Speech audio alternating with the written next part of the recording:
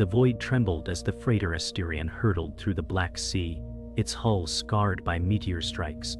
Inside, alarms shrieked, and terrified crew members scrambled. The third-person narrator revealed how the stars outside stretched like fractured glass, a warning of something unnatural.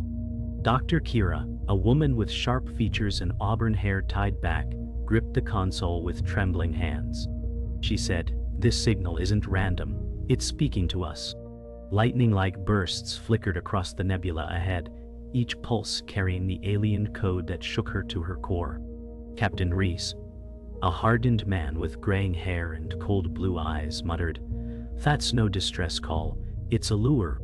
Yet Kiera felt the tug of destiny pressing down. The Asterion shuddered again, lights dimming as the vessel pierced the glowing storm. The narration pressed that the galaxy itself seemed to scream, as if time itself resisted what was about to unfold. The bridge fell into tense silence as the storm's glow faded. Narration revealed how the freighter floated in a calm void, unlike any recorded sector. Dr. Kiera whispered, "Time feels wrong here." The ticking of the chrono froze, its hands locked mid-second, confirming her words. Captain Reese slammed his fist against the console, muttering, "We've walked into a trap." The crew exchanged frightened looks, their eyes darting to windows where stars no longer moved. It was as if the galaxy itself held its breath. The narration lingered on Kiera's trembling resolve, painting her as both fragile and unyielding. Her discovery carried weight. This wasn't an anomaly. It was the first true sign that time itself could be broken, and she was the only one who understood it. The narrator described how the crew gathered in tense debate. Reese demanded retreat, saying, "We're lost, and you're gambling with lives." Kiera, voice steady despite fear, answered, "This isn't chance, it's a discovery that could change everything." The survivor, Marek, a gaunt with cybernetic scars, rasped, "I've seen this before. It destroys worlds." Gasps filled the bridge as he described time fracturing in his escape. Conflict sharpened, mistrust blooming between leadership and science. The narration underscored Kiera's haunted stare. She had already carried guilt, and now she bore the burden of truth. The storm outside pulsed faintly, mocking their indecision. Narration revealed a quieter corner of the freighter, where the moral confidant Ilara, a compassionate woman with streaks of silver hair, spoke softly. "You doubt yourself, Kiera, but no one else can carry this." Kiera's eyes shimmered, haunted by loss, whispering, "What if I fail them again?" Ilara placed a steady hand on her shoulder, her gaze unwavering. The narrator emphasized the warmth in contrast to the sterile steel walls, a fleeting anchor of humanity. Yet beyond the hull, the storm pulsed with alien rhythm, a reminder that tenderness would not stop what was coming. Narration swelled as the bridge crew stood on the edge of decision. Reese declared, "We turn back or we're dead." Kiera countered, her voice trembling yet fierce, "If we run, the truth is lost forever." Marek's warning echoed in silence, his eyes hollow. Ilara's calm presence steadied Kiera as she faced the weight of leadership. The narrator explained how destiny forced her reluctant hand. Choice was an illusion. She whispered to herself, "We go forward." The Asterion engines roared to life, propelling them deeper into the unknown storm. The scene ended with the narrator declaring that history had shifted, and there was no way back. The narrator described Kiera staring at her reflection in the glass viewport, haunted by memories of failure. She whispered, "I once thought knowledge could save lives, but I was wrong." Her voice cracked under the weight of guilt. The stars outside remained frozen, unblinking, as if mocking her confession. Ilara's earlier words echoed in her mind, urging her to lead, yet her heart trembled. Captain Reese stood rigid in the background, his silence cutting deeper than any rebuke. The narration revealed that Kiera's grief was her anchor, binding her to the ghosts of the past.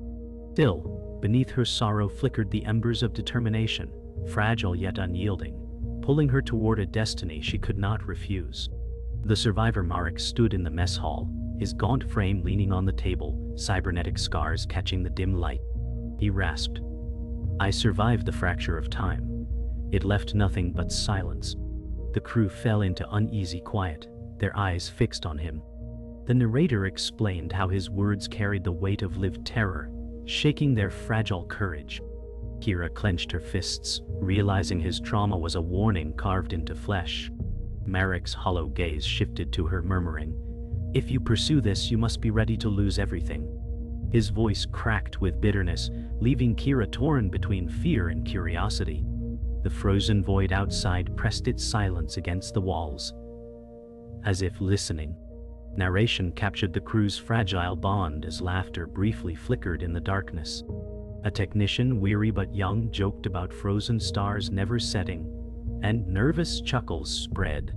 The brief moment of levity masked despair, but it reminded them they were still human. Kiera smiled faintly, her eyes softening, though fear lingered beneath. Ilara poured tea, her calm presence radiating warmth, saying, "Even in silence, hearts beat louder when together." The narrator emphasized how fragile unity was, thin threads woven against overwhelming cosmic dread. Outside the windows, unmoving constellations loomed, their eternal stillness a cruel contrast to fleeting laughter within. The narrator introduced the emotional catalyst, a young scholar named Lyra, woman with dark hair and wide, hopeful eyes. She spoke softly, "What if this silence isn't death, but a message waiting to be heard?" Her innocence cut through the tension like light in darkness. Reese scoffed, "Naive thinking will get us killed." But her words lingered, echoing louder than his cynicism. Kiera studied Lyra, realizing the purity in her belief contrasted with her own doubts. The narrator explained how this spark of hope, born from innocence, unsettled the hardened crew. The galaxy felt less hostile in her presence, though the storm outside pulsed ominously. Narration intensified as Kiera stood before her crew, her doubts weighed against their fragile trust. She whispered, "I don't want this role, but it has chosen me." Silence followed, heavy with shared fear. Ilara's gentle nod anchored her resolve. Marek's scars glistened as he muttered, "Then you'd better be ready to burn." The narrator explained how Kiera's reluctant acceptance was less triumph than surrender, yet it bound her to destiny. She lifted her chin, voice firm, declaring, "Woo, press forward, not backward." The engines hummed beneath their feet as the Asterion adjusted course, diving deeper into the void. Destiny's chain had locked, and none could escape its pull. Narration revealed the antagonist at last. Commander Veron, with jet black hair streaked with silver, stood aboard a warship cloaked in shadows. His eyes burned with ruthless ambition as he stared at intercepted transmissions from the Asterion. He muttered, "The device is close. Kiera carries the key, though she does not know it." The narrator explained how his hunger for control grew from loss, twisting into belief that only his hand could shape the galaxy's fate. His officers, fearful yet devoted, bowed as he declared, "When time bends, I will not falter. I will rule its silence." Outside his warship, fleets waited like wolves in orbit, ready to strike once the anomaly opened its secrets. The narrator shifted back to the Asterion, where tension thickened. A technician named Kale, with short brown hair, adjusted navigation, his eyes flicking nervously toward Reese. In secret, his loyalty already fractured. Reese barked, "Keep us steady." Kale forced a nod, masking the smirk tugging his lips. The narration revealed seeds of betrayal sprouting quietly, ambition whispering promises of survival and power. Kiera sensed unease, though she could not name its source.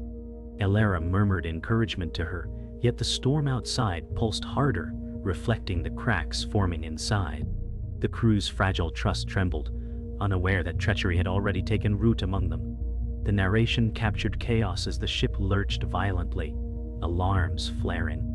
Outside, a cosmic fracture tore across the void, light spilling like liquid glass. Kiera shouted, "Stabilize shields," as crew scrambled. Marek clung to railing, voice ragged.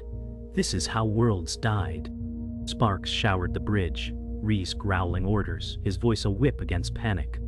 The fracture widened, swallowing stars into its shimmering edge, as though the universe itself split open. The narrator pressed on the terror. Survival felt impossible, yet awe clung to every eye. They were witnessing a wound in time, bleeding across the galaxy. Narration revealed Marek's haunted past in painful clarity. His hollow voice shook as he recounted, "I was there, when the fracture consumed Titan's outpost. Families vanished in silence. Time didn't pass, it ended." His words carved terror into the room. Alara whispered, "No one should bear that memory alone." Kiera's eyes glistened, her guilt reflected in Marek's scars. He bowed his head, trembling with suppressed sobs, the image of a noble man broken by destiny. The narrator framed him as a tragic hero, standing on the line between redemption and destruction, his torment a mirror for Kiera's own doubts. The narrator guided attention back to Kiera, who pieced fragments together. She stared at the data stream glowing across the console. Symbols from the nebulous storm matched Marek's description of Titan's fall. She whispered, "The device? It's linked to this anomaly." Reese stepped forward, jaw tight, saying, "If you're right, we're standing on a weapon beyond imagination." Silence cut the air as the truth sank in. The crew realized they weren't explorers anymore.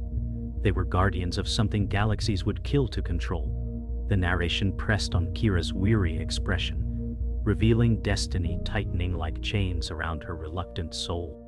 Narration revealed the slow, cold birth of betrayal.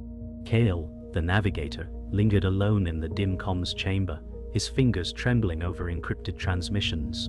He whispered, "Varen promised survival, and I won't die with this ship." The shadows framed his deceit as alien glyphs streamed across the console, linking the Asterion directly to the warlord's fleet. Kiera trusted him, unaware he bartered their lives for power. The narrator explained how loyalty fractured not with thunder, but with quiet keystrokes, as Kale chose ambition over family. Beyond the hull, the storm pulsed in silent rhythm, echoing the corruption spreading within. The narrator introduced the hidden ally at last. In a remote corridor, a hooded hologram shimmered into view, cloaked in static light. The figure with sharp features and pale gray eyes spoke cryptically. "Kiera must trust the storm, it is the lock and the key." Alara frowned at the enigma, whispering, "Why hide if you mean to help us?" The hologram only smiled faintly before dissolving into light, leaving unease heavy in the room. The narrator emphasized the duality, salvation and danger entwined. Kiera realized the galaxy held more players than she imagined, and allies wore masks as dangerous as enemies. Narration revealed how the Asterion fractured from within. Arguments erupted in the war room as crew members shouted over one another. Reese roared, "We're chasing shadows!" while Kiera countered, "This storm hides the truth of time itself." The survivor Marek slammed his scarred fist onto the table, trembling. "I won't die like Titan's outposts."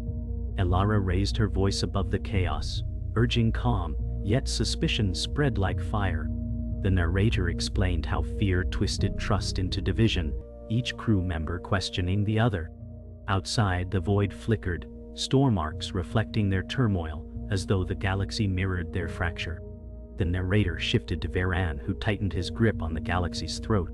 Standing aboard his warship, he manipulated emissaries of rival factions with words like poisoned honey. While others hesitate, "I will master the silence," he declared, his charisma cloaking ruthless intent. Some leaders bowed in awe, while others paled at the weight of his ambition.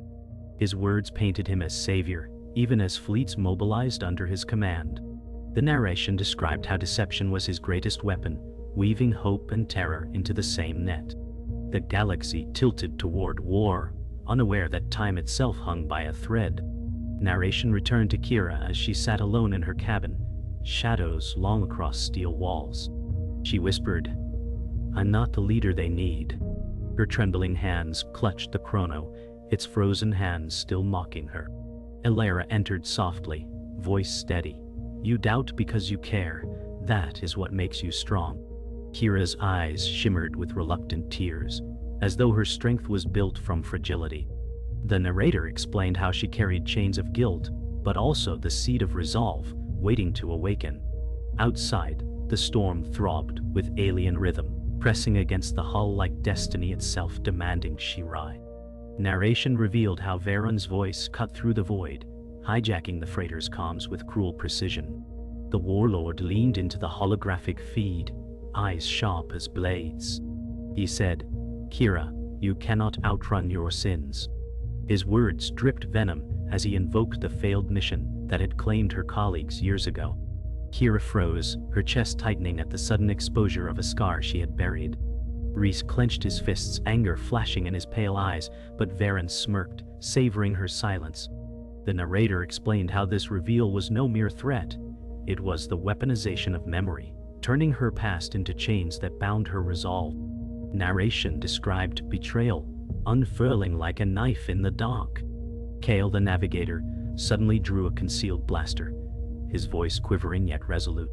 He shouted, "Varen offers life, Kiera offers death." The bridge froze in stunned disbelief. Elara whispered softly, "Kale, we trusted you." His face twisted with bitterness as he spat. "Trust? You praised her brilliance while I was nothing." The narrator emphasized how his fury was fueled by years of envy, turned into treachery at the moment of greatest need. Kiera's voice cracked as she whispered, "You've doomed us to his chain." The storm outside pulsed violently, reflecting the fracture within.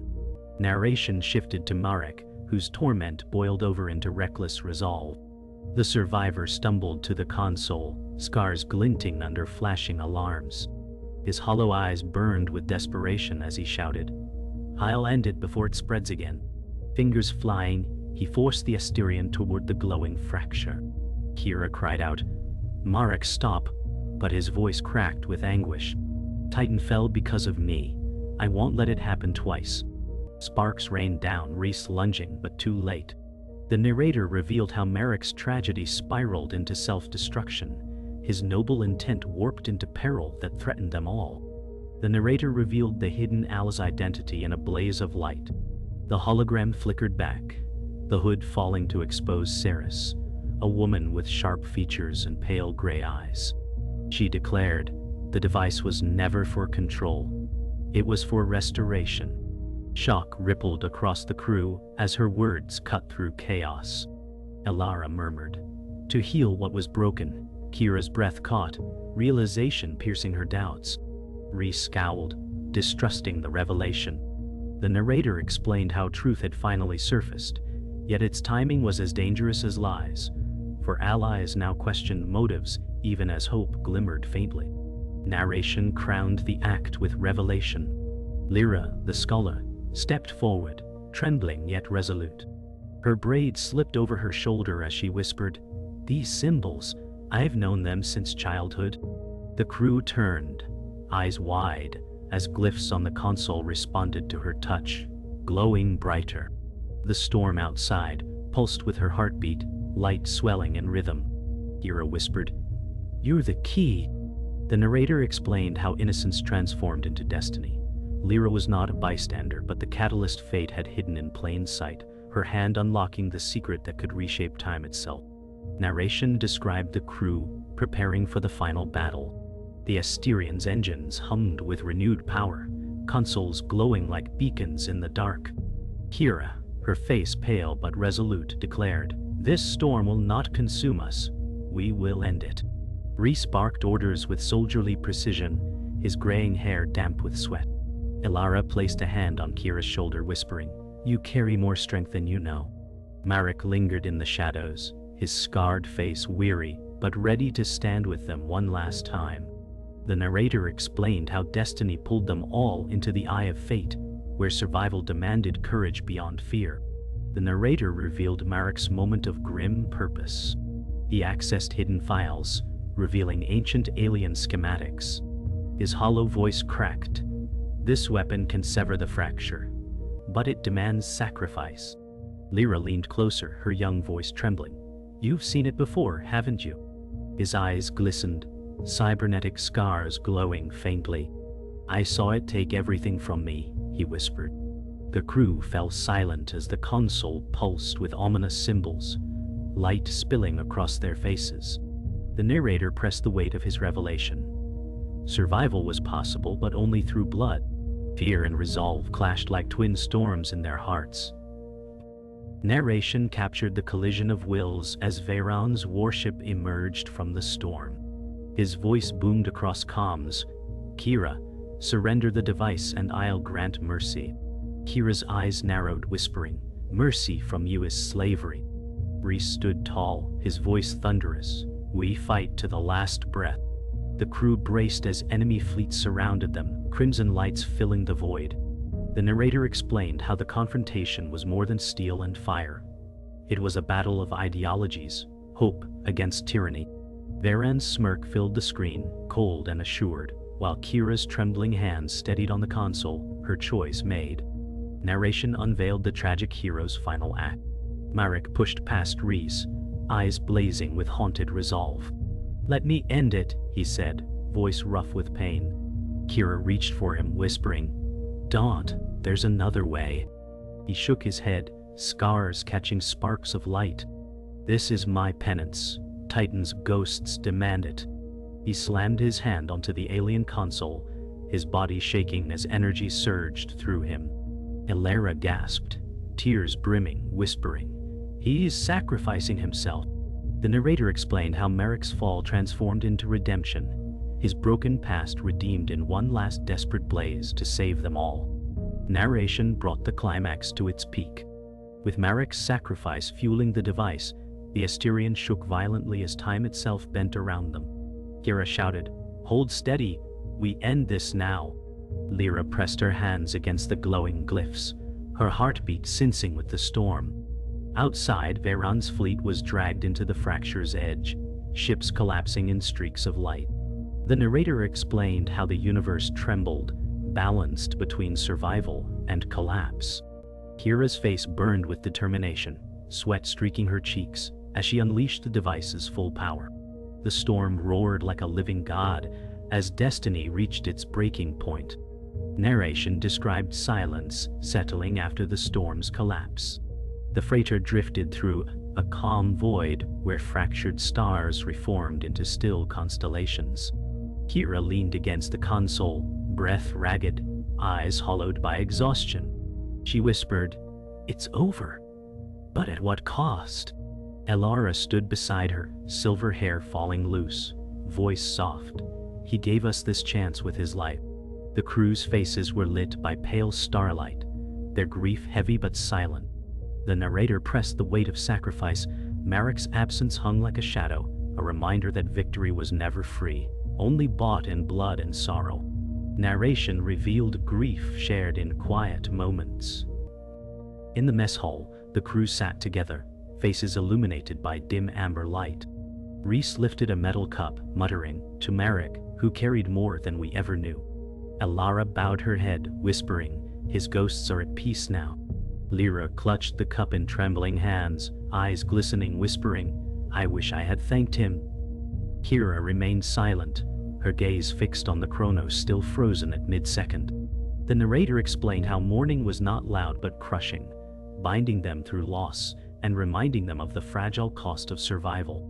Narration focused on Kiera in her cabin, where silence pressed harder than battle. She held the frozen chrono in her palms, the unmoving hands reflecting her own fractured time. She whispered, "I bent what should never break." Elara entered quietly, her voice steady. "You carried us when no one else could." Kiera shook her head, eyes shimmering with guilt. "I carried us into ruin." Elara countered, "You carried us out." The narrator explained how fragile hope clung to Kiera, her soul torn between shame and redemption. In her silence, destiny weighed heavier than ever, but so did the faint spark of healing. Narration shifted to the aftermath beyond the ship. Galactic factions, once ready for war, now hesitated in silence. Veyron's fleet lay in ruins, remnants drifting as debris among stars. Kiera watched from the viewport, whispering, "Peace born of fear never lasts." Reese stood rigid at her side, muttering, "We bought time. Nothing more." Elara added softly, "Time may be enough." The narrator explained how fragile equilibrium replaced chaos, but the scars remained etched into every survivor's gaze. The galaxy exhaled, uncertain whether it was relief or the prelude to another storm waiting to rise. Narration ended with haunting quiet. On the observation deck, Kiera stood alone, stars slowly shifting into motion again. The chrono in her hand ticked once, a single second restored, echoing louder than a gunshot. She whispered, "Time is never ours to hold." Her eyes glistened as she closed her fist around it, a fragile smile breaking through exhaustion. The narrator explained how her journey left scars, but also a spark of redemption. Beyond the glass, the void shimmered faintly, hinting at mysteries yet to come. The story ended, not with victory or defeat, but with silence that spoke volumes.